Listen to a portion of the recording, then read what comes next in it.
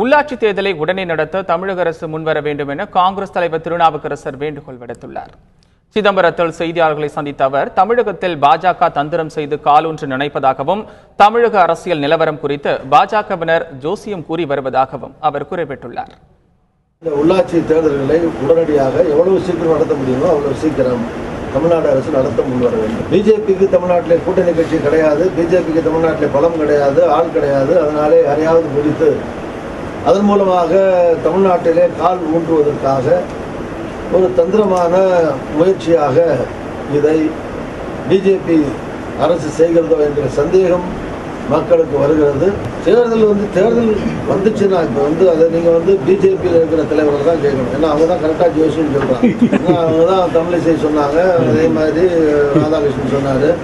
அதிமுக பேர் இருக்காதுன்னாங்க, பேர் இல்லாமல் போச்சு. ரெட்டலை முடக்க போகிறோம்னாங்க, முடக்கப்பட்டது. தேர்தல் வரும்னாங்க, வந்தது. தேர்தல் ரத்தாகுனாங்க, ரத்தானது.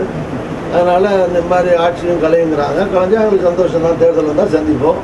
ஆனால் இந்த ஜோசியம்லாம் நடக்குமா நடக்காதாங்கிறத பிஜேபியில் கேட்டிங்கன்னா சரியாக ஜோசியம் இருக்கும்.